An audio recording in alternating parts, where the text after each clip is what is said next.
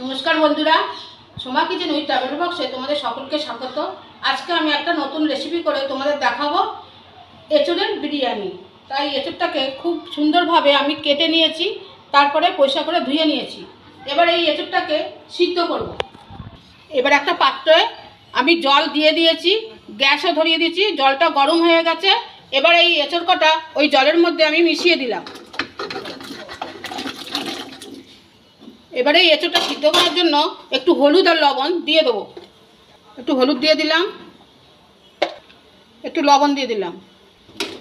হলুদ লবণ দিয়ে এঁচোড়টাকে নেড়ে চেড়ে নিলাম জলের মধ্যে। ঢাকা দিয়ে এঁচোড়টাকে খুব ভালো করে আমি সিদ্ধ করে নেব।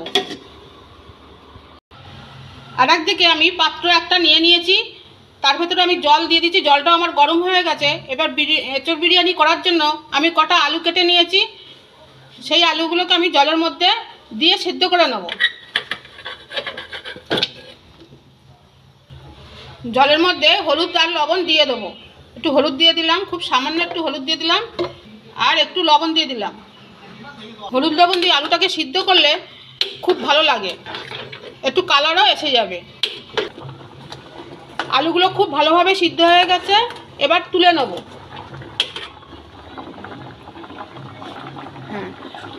এঁচড়গুলো খুব সিদ্ধ হয়ে গেছে ভালোভাবে, এঁচড়গুলোকে এবার তুলে নেব। গ্যাসে কড়াই বসিয়ে দিয়েছি, এবার সরষের তেল আমি দিয়ে দিয়েছি। তেলটা গরম হয়ে গেছে। এবার সিদ্ধ করা আলুগুলো আমি ভেজে নেব।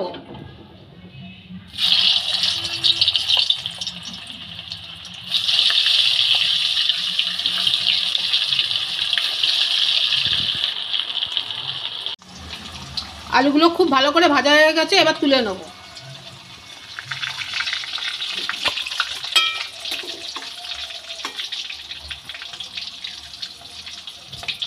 ওই তেলেই কটা পেঁয়াজ ভেজে নেব। পেঁয়াজটা একটু লাল লাল করে ভেজে নেব।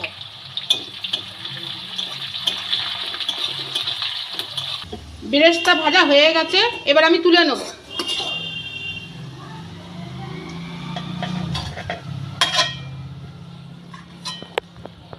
ওই তেলেই আমি এঁচোড়টা রান্না করে নেব।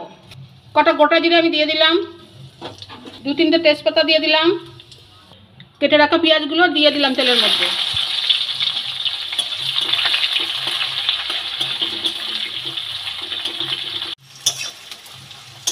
পেঁয়াজটা একটু ভাজা ভাজা হয়ে এসছে।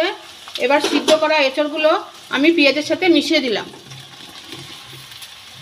এঁচোড়টাকে পেঁয়াজের সাথে খুব ভালো করে নেড়ে চেড়ে নেব। 1 চামচ হলুদ গুঁড়ো দিয়ে দিলাম, লবণ দিয়ে দিলাম, লঙ্কা বাটা দিলাম, আদা জিরে বাটা দিলাম, রসুন বাটা দিলাম, লঙ্কার গুঁড়ো দিলাম, জিরের গুঁড়ো দিলাম, কাশ্মীরি গুঁড়ো লঙ্কা দিলাম। সব মশলাগুলো দিয়ে এঁচোড়টাকে খুব ভালো করে আমি কষিয়ে নেব।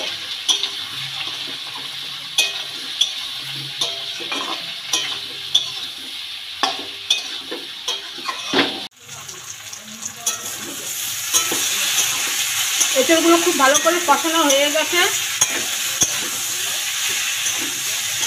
পুরো মাংসের মতন সেন্ট বেরিয়েছে। এবার আমি জল দিয়ে দেবো।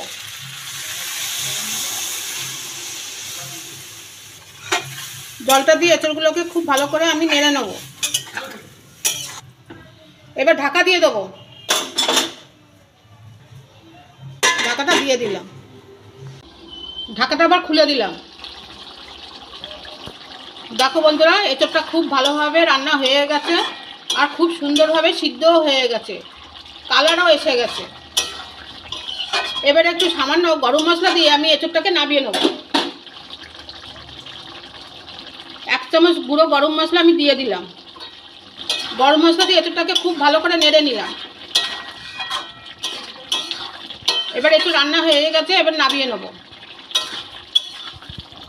এঁচোড় বিরিয়ানি রান্না করার জন্য ভাতটা আমি রান্না করে নেব। দেরাদুন চালটাকে পরিষ্কার করে ধুয়ে নিয়েছি আর 2 ঘন্টা ভিজিয়ে রাখছিলাম। কড়াইতে জল দিয়ে জলটা খুব ভালো করে আমি গরম করে নিয়েছি। জলের মধ্যে আমি 1টা এলাচ, 2টো লবঙ্গ আর একটু দারচিনি আমি দিয়ে দিলাম। এবার দেরাদুন চালটাকেও আমি জলের মধ্যে দিয়ে দিলাম। এখন আমি জলের মধ্যে কোনো লবণ দিলাম না, না আবার একটু আগে আমি লবণ মিশিয়ে দেবো। অর্ধেকটা ভাত হয়ে গেছে, এবার একটু লবণ মিশিয়ে দেবো। এই সময় লবণটা মিশালে একটু ঝরঝরে হয়, দেখতেও ভালো লাগে। এই লবণটুকুন আমি ভাতের সাথে মিশিয়ে দিলাম। লবণটা দিয়ে খুব ভালো করে আমি নেড়ে নিলাম। খুব ঝরঝরে হয়েছে, ভাতটা 80% রান্না হয়ে গেছে। এবার আমি নামিয়ে নেব।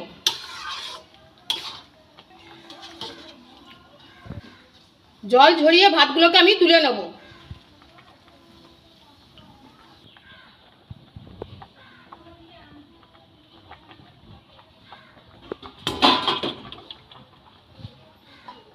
দেখছো বন্ধুরা, ভাতগুলো খুব সুন্দর ঝরঝরে হয়েছে, দেখতে ভালো লাগছে।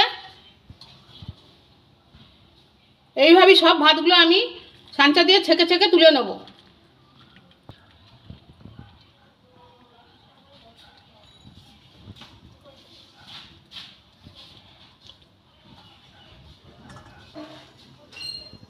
বন্ধুরা, সব কিছু নিয়ে বসে গেছি, এবার এঁচড় বিরিয়ানিটা রেডি করে নেব। হাঁড়িতে সাদা তেল দিয়ে তেলটা খুব ভালো করে আমি হাঁড়িতে মাখিয়ে নেব।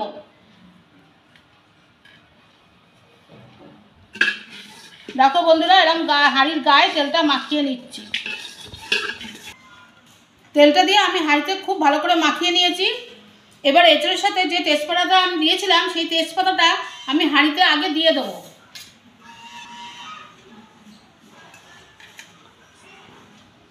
যে ভাতটা আমি রান্না করেছিলাম, সেই ভাতটা আমি হাঁড়িতে অর্ধেকটা দিয়ে দেবো।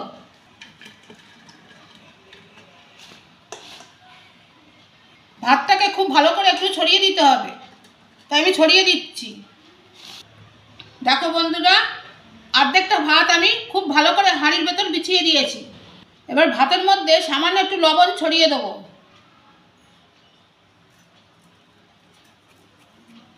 এবার সামান্য বিরিয়ানির মশলাও ছড়িয়ে দেবো। এবার যে এঁচড়টা রান্না করেছিলাম, সেই এঁচড়টাও আমি হাঁড়ির ভেতরে ছড়িয়ে দেবো। এবার এঁচড়টা দিয়ে দেবো।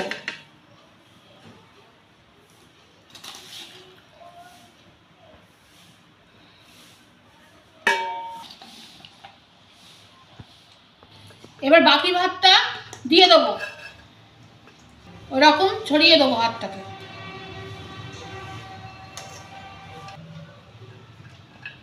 এবার এর মধ্যে সাদা তেল ছড়িয়ে দেবো, সামান্য একটু নিয়ে আমি ছড়িয়ে দিচ্ছি। এবার সামান্য একটু লবণ ছড়িয়ে দেবো। আবার একটু বিরিয়ানির মশলা ছড়িয়ে দিলাম।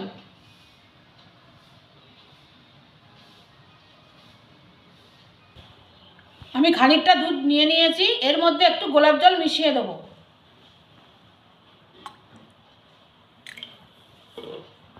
গোলাপ জল আর দুধটাকে খুব ভালো করে মিশ্রণ করে নেব।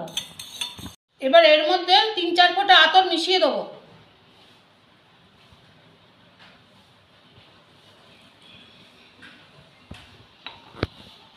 গোলাপ জল আর আতর দুধটাকে খুব ভালো করে আমি মিশ্রণ করে নেব। এবার বিরিয়ানির মধ্যে দুধের মিশ্রণটা দিয়ে দেবো।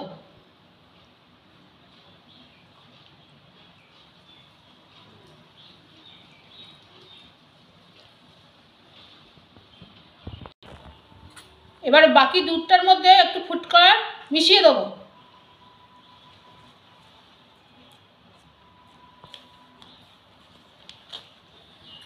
ভালো করে দুধের সাথে মিশিয়ে নেব। মেশানো হয়ে গেছে, এটাও আমি এই বিরিয়ানির মধ্যে দিয়ে দিলাম।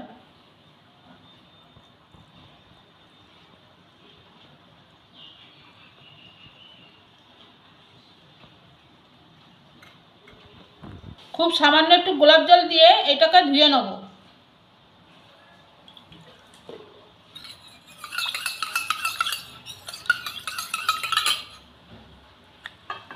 এই জলটাও আমি দিয়ে দিলাম। এবার এর মধ্যে সিদ্ধ করে ভেজে রাখা আলুগুলোকে আমি দিয়ে দেবো একটা একটা করে।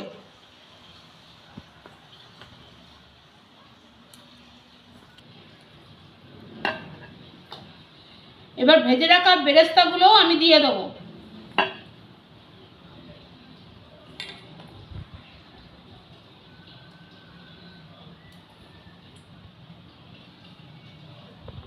এবার সামান্য একটু ঘি ওপর থেকেই ছড়িয়ে দেবো।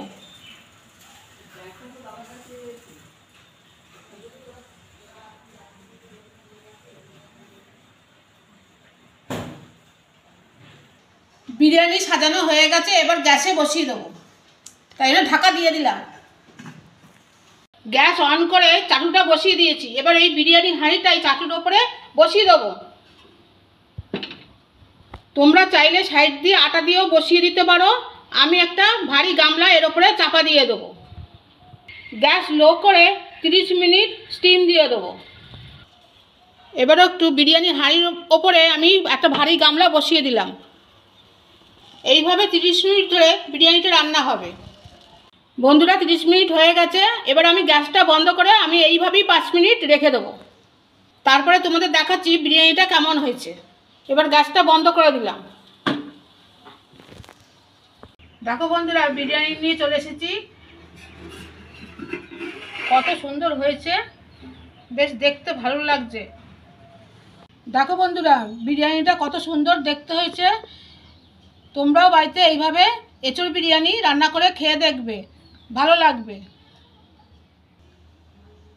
এঁচোড় বিরিয়ানি কেমন লাগলো অবশ্যই লাইক, শেয়ার, কমেন্ট করে জানাবে। ভালো ভালো রান্না পেতে আমার চ্যানেলটিকে সাবস্ক্রাইব করবে। তোমাদের সাথে দেখা হচ্ছে নতুন কোনো ভিডিওতে।